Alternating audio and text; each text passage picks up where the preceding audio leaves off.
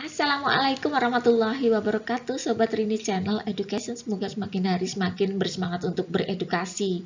Video kali ini kita akan bahas bagaimana implementasi kurikulum merdeka pada pendidikan anak usia dini mengacu pada Keputusan Menteri Pendidikan, Kebudayaan, Riset, dan Teknologi Republik Indonesia nomor 56/M 2022 tentang pedoman penerapan kurikulum dalam rangka pemulihan pembelajaran. Saksikan videonya sampai selesai, jangan di skip untuk informasi lengkapnya.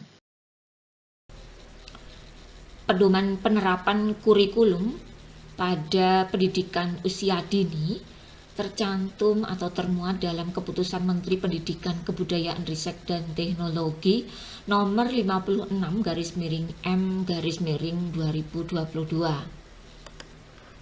Keputusan Menteri Pendidikan, Kebudayaan, Riset, dan Teknologi tentang pedoman penerapan kurikulum ini dalam rangka pemulihan pembelajaran guna pemulihan ketertinggalan pembelajaran atau learning loss yang terjadi dalam kondisi khusus. Satuan pendidikan atau kelompok satuan pendidikan perlu mengembangkan dengan prinsip diversifikasi sesuai kondisi satuan pendidikan. Nah, khusus pada pendidikan anak usia dini, struktur kurikulumnya itu terdiri dari dua, yaitu kegiatan pembelajaran intra dan juga proyek penguatan profil Pancasila, di mana kegiatan pembelajaran intrakurikuler itu dirancang agar anak dapat mencapai kemampuan yang tertuang di dalam capaian pembelajaran.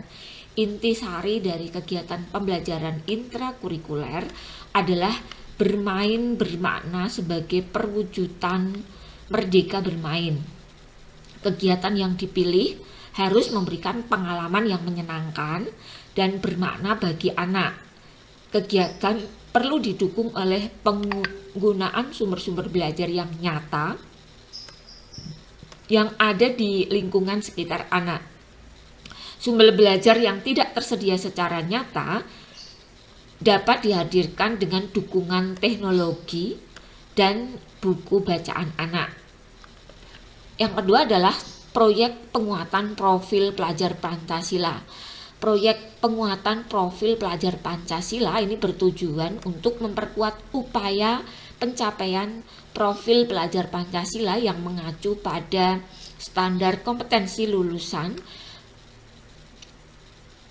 perkembangan anak PAUD. Penguatan profil pelajar Pancasila ini dilakukan dalam konteks perayaan tradisi lokal, hari besar dan nasional dan internasional.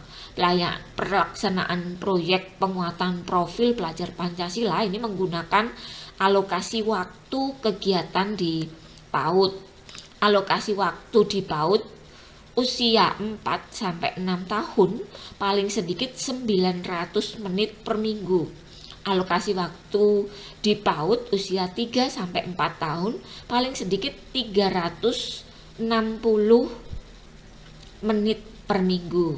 Nah, penjelasan lebih lanjut mengenai proyek penguatan profil pelajar Pancasila ini diatur di bab 4, yaitu proyek penguatan profil pelajar Pancasila ini merupakan kegiatan kokurikuler berbasis proyek yang dirancang untuk menguatkan upaya pencapaian kompetensi dan karakter sesuai dengan profil pelajar Pancasila yang disusun berdasarkan standar kompetensi lulusan.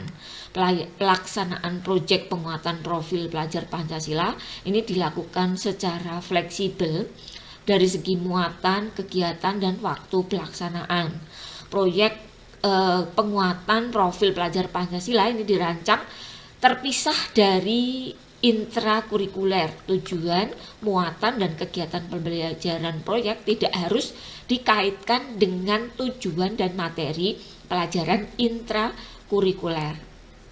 Nah, pada PAUD sendiri, proyek penguatan profil pelajar Pancasila pada PAUD bertujuan untuk pengayaan wawasan dan penamaan karakter sejak dini.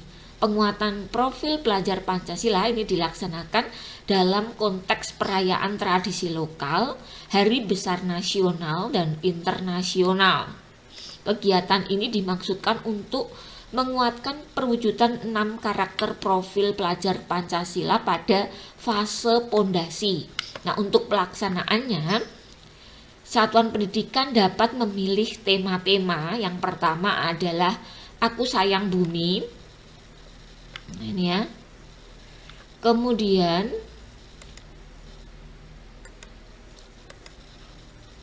Aku Sayang Bumi ya. Kemudian tujuannya adalah untuk mengenalkan peserta didik pada isu lingkungan, eksplorasi dalam mencari solusi kreatif yang dapat dilakukan oleh peserta didik, serta memupuk kepedulian terhadap alam sebagai perwujudan rasa sayang terhadap ciptaan Tuhan Yang Maha Esa. Tema yang kedua yang bisa dipilih adalah Aku Cinta Indonesia. Tema ini bertujuan agar peserta didik mengenal identitas dan karakter negara, keberagaman budaya, dan ciri khas lainnya tentang Indonesia, sehingga mereka memahami identitas dirinya sebagai anak Indonesia serta bangga menjadi anak Indonesia. 3 adalah bermain dan bekerja sama, kita semua saudara. Tema ini bertujuan untuk mengajak peserta didik untuk mampu berinteraksi dengan teman sebaya, menghargai perbedaan, mau berbagi, dan mampu bekerja sama. Tema yang keempat adalah imajinasiku dan kreativitasku. Tema ini bertujuan untuk mengajak peserta didik belajar mengenali dunianya melalui imajinasi, eksplorasi, dan eksperimen.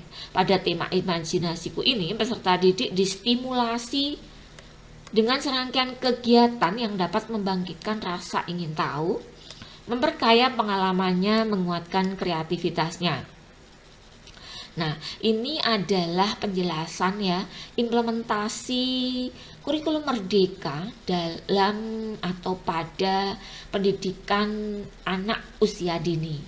Semoga penjelasan sederhana ini bisa membantu Bapak dan Ibu, dan mohon maaf apabila ada kesalahan kata dalam penyampaiannya.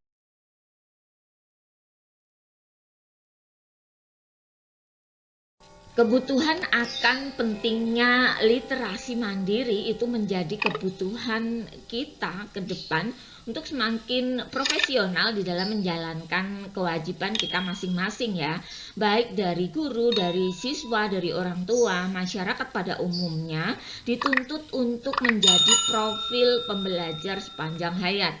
Karena pada hakikatnya selama kita hidup maka kita perlu terus untuk belajar. Setiap peristiwa, setiap kejadian itu adalah proses pembelajaran. Nah, simak terus video-video dari Rini Channel Education. Jangan lupa dukung Rini Channel Education dengan cara mensubscribe bagi yang belum subscribe ya, agar Rini Channel Education semakin hari semakin bersemangat untuk memunculkan video-video baru yang tentunya menarik untuk kita simak bersama ya. Juga nilai edukasinya semakin kita rasakan ya. Semangat berbagi, semangat belajar, semangat berbagi. Demikian ya, terima kasih untuk selalu setia menonton Rini Channel Education ya. Assalamualaikum warahmatullahi wabarakatuh.